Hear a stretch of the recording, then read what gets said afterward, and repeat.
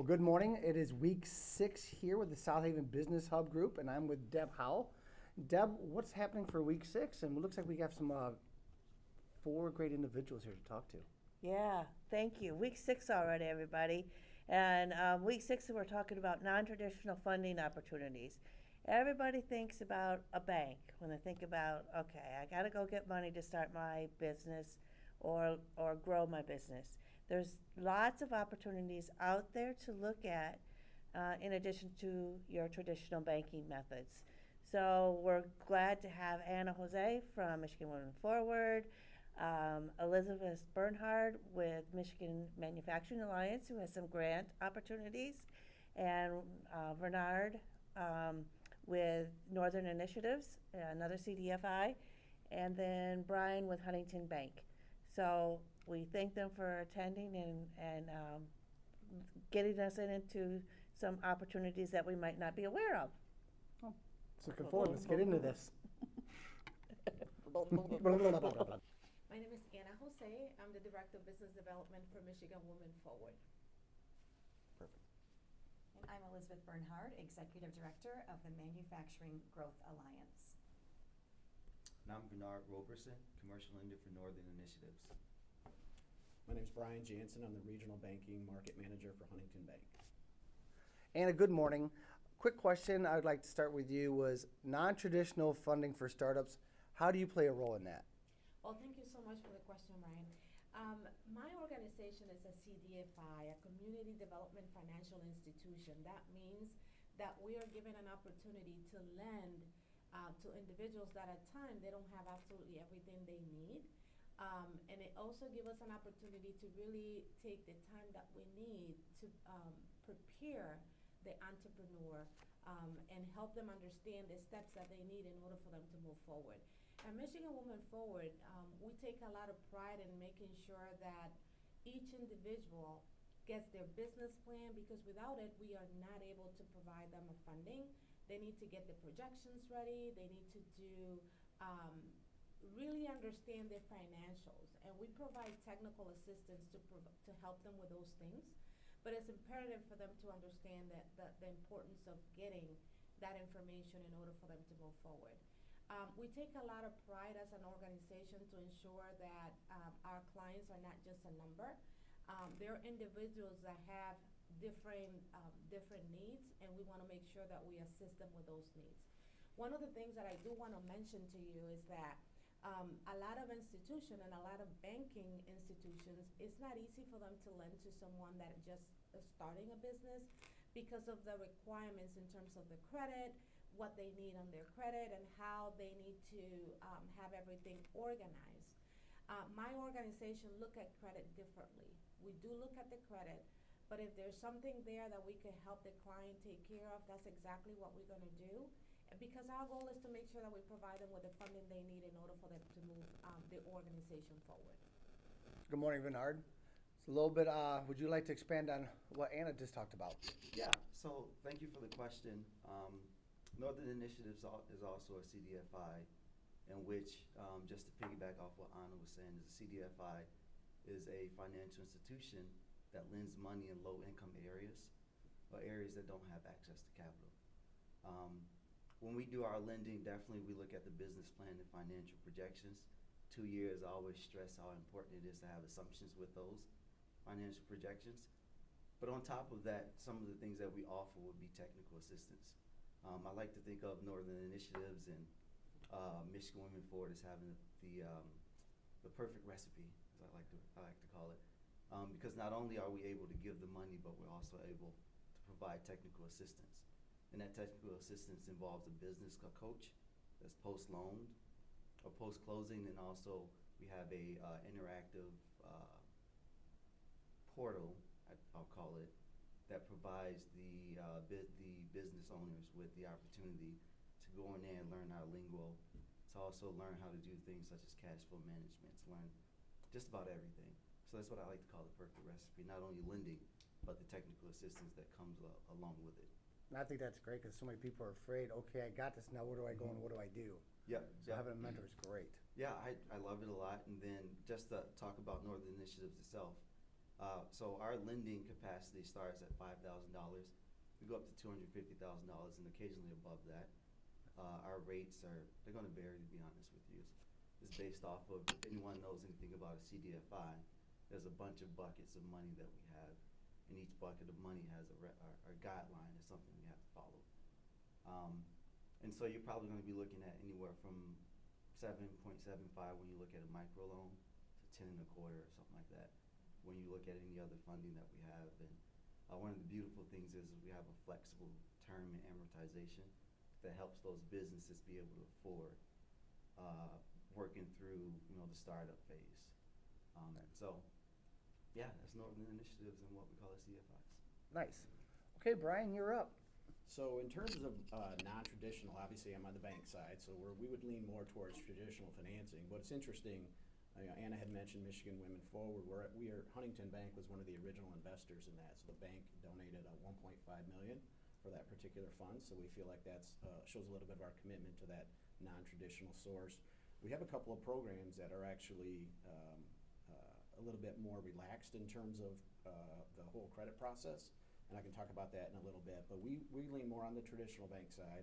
My team calls on companies with revenues from $2 million up to $50 million. That micro segment, that growing entrepreneur just starting up, we will pair them with one of our branch managers. At Huntington Bank, our branch managers are business loan specialists as well, and they kind of handle that zero in revenue startup segment up to $2 million as well, but my team does a lot of crossover with them. And the program that I'll talk about just briefly is we have a program at Huntington. It's an SBA program. It's called Lift Local. It's designed for women, minority, and veteran-owned businesses. And it is an SBA program. Don't let that scare you. That's the government, but Huntington actually is, Huntington Bank is for the 5th year in a row, the #1 SBA lender in the country in terms of the number of loans made. So we do it very, very well. We have an expertise. But the Lift Local program is really our focus on that minority, women, veteran-owned business.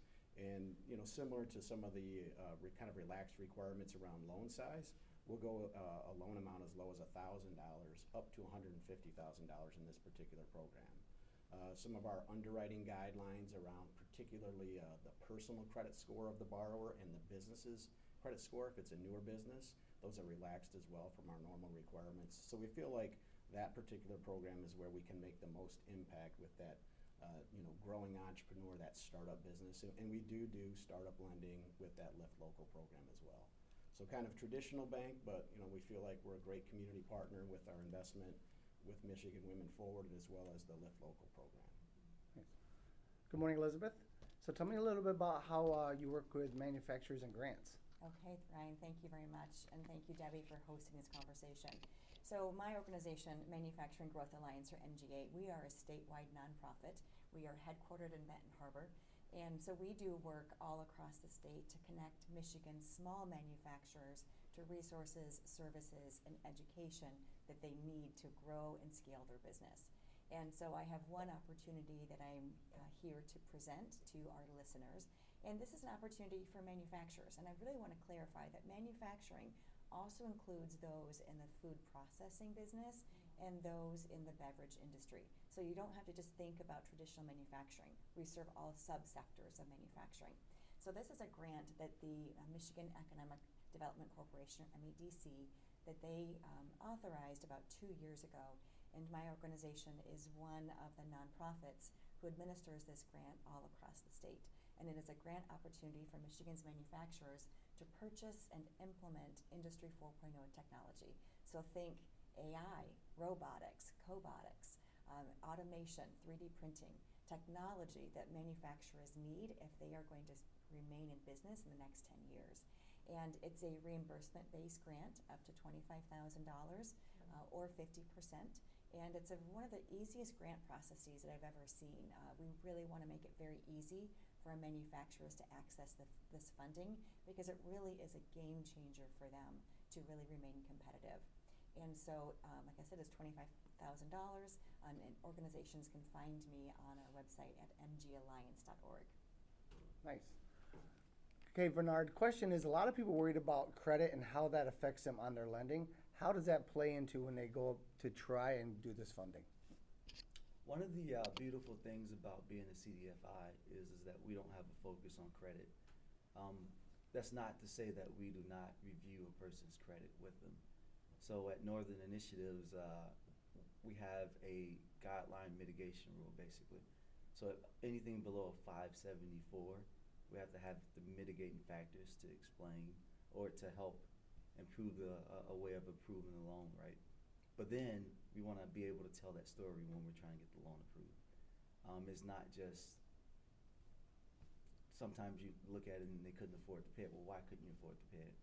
Let's kind of put that story together in order to explain it to the people who will be approving the loan, board loan committee, who will be approving that loan, so that they have an idea it wasn't just you walking away.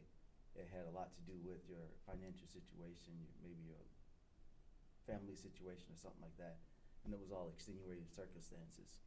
Once we get that story put together, that allows us to tell the board loan committee, and then it gets us a step ahead of basically approving the loan, I guess I should say. And so again, when we look at credit, it's not solely based on your score. It's extenuating circumstances, what was going on, and how did you get past that? Thank you very much. I just want to add something to that as well. For Michigan Women Forward, we have what we call the Credit Restoration Program. It's a very important program for us because it's a way of us not telling the entrepreneur, no, we cannot help you. It's a way of telling them, okay, we could go ahead and help you with these 5 to 10 steps, and then after we take care of this, let's go ahead and see what else we could do for you. Because it's important. A lot of our community business owners, they have had a lot of struggle. And, the credit is not their first priority at the time, and we understand that. And we want to make sure that we have something available to help them restore their credit and help them understand the importance of keeping that credit in good standing, so then they could go back to Huntington Bank and get probably a credit line at a lower interest rate, because our rate sometimes is a lot higher than what the bank offers. So it's important for them to really understand the importance of keeping their credit in good standing, so that way they can move forward and then get a lot more money than what we can offer them. Nice. So. Okay, Brian, tell me a little about Huntington in this process. Sure. So, we are a traditional lender, so credit report, the personal credit score of the borrower is an important consideration for us. If the business, is operating a year or two, they also have what's called a small business credit score. So we take both of those in consideration. But like Bernhard had said and Anna had said, we want to understand the story behind that as well. It is a guideline. It's not the only thing. We take a look at a number of different factors. Credit is an important consideration there. And I had mentioned earlier our Lift Local program. That's a program where we actually have a little less, emphasis on the personal credit score as well as the business credit score. So just as an example, you might have the business score is solid, but your personal credit score maybe doesn't hit the threshold. That program, Lift Local, we could actually work with that with the borrower. Also, when we're talking with a borrower, similar to what both CDFIs do, is that counseling that's involved. Like, hey, let's take a look at the credit report. Here's what it shows. We've got credit programs where we do offer financial education to our clients, as well as offering financial education to our clients' employees, if that's the scenario. So we can also come in and run a series of workshops about what is my credit score, what are some things that I can do to improve upon that. So we try to make sure that the credit in and of itself isn't the only obstacle, and we have programs designed around trying to work through that credit situation with the client. It's one of the factors, it's not the only factor that we look at. One of the things that I also want to mention is that the importance of working together with different CDFI. One of the things that I have done in the past is that if my client needs $100,000 and I could only lend them up to $50,000, I could reach out to Northern Initiative and they could go ahead and give them the other $50,000. So let's say that even if they go to Northern Initiative first and Northern Initiative doesn't feel comfortable just going ahead and giving them the full $100,000, I could come in and do 50, so we could split the liability. Right? So we both feel comfortable about making sure that this entrepreneur gets the money that they need. And we could go ahead and do it that way, just to make sure that, we helping the entrepreneur. And the key with that is to ensure that they do well with that loan, and maybe a couple years down the road, they could refinance that loan. They could go to Huntington Bank, and get a lower rate and refinance it, and then just continue to do well with their loan and their business. So. Brian, I'll start with you on this one. So traditional funding and non-traditional funding, can they collaborate and work together on something? Yeah, absolutely. I mean, it's like the opposite ends of the spectrum at times. So there are scenarios where the bank maybe provides like a working capital line of credit for the company to kind of manage those cash flow timing differences between, sending money out and collecting money, but maybe the business has a need for a piece of equipment. And the bank feels like based upon our credit appetite, based upon, where we feel comfortable with the client, we just can't lend that additional next set of dollars for that piece of equipment. Then we would engage folks like Anna or Vernard and say, hey, we have a great client here. We've just kind of reached the limit of where we feel comfortable today based upon the economics and the financials of the borrower, and engage with a CDFI to fund that difference. Mm-hmm. So one of the barriers that we've seen, Ryan, this grant is a wonderful opportunity for manufacturers, but I will say that for our youngest companies or our smallest companies, oftentimes they have struggled with being able to participate in a reimbursement-based grant. Because what that means is if it's a $25,000 grant, it covers up to 50%, they would have to pay in full $50,000, wait to purchase the equipment, implement it, and then submit to MGA for reimbursement. So I have a question for you as my peers is how could you support our manufacturers and our food processors who are struggling with that capital? So in this scenario, what we've done in the past is that we have underwrote loans in which we have fronted the money to those businesses. And based on the agreement from that grant will pay us back. And so that's how we've supported grant products like this at Northern Initiatives. And for us, I'm pretty sure that that's something that we could work around and make sure that we could make happen for those individuals as well. Great. To give an example of us working together in order to get a borrower funded would be a mobile cupcake business out of Door, Michigan. It's called Stub Muffins, in which she was in need of roughly, I want to say, $125,000. And after reviewing her file, to be honest, Northern Initiatives wasn't comfortable with doing the whole $125,000. So I reached out to Michigan Women Forward, and Michigan Women Forward and I came together, and we ended up, as a combined total, getting her the $125 to start her mobile food truck business, which is doing really well right now. And we split everything else from the collateral to reviewing the credit and our loan memos, and it was beautiful, I think, to be honest. Thanks, everybody, for joining us today as Executive Director for the South Haven Region Business Hub. If you're looking for somebody to help kind of coordinate all of this together, and you need some help putting it together, reach out to us. Our website will be on this podcast, so please reach out. We'll be happy to help you.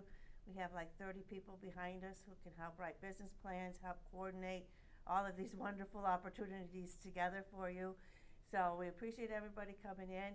Also, an organization called Lakeshore Capital Consortium, which is all of these funding institutions are available through that portal and that application process. So if you need help in kind of coordinating everybody, let us know. We're here to make that happen for you. So thanks again, everybody, for joining us. There's lots of opportunities out there that I don't think people were well aware of. Appreciate it.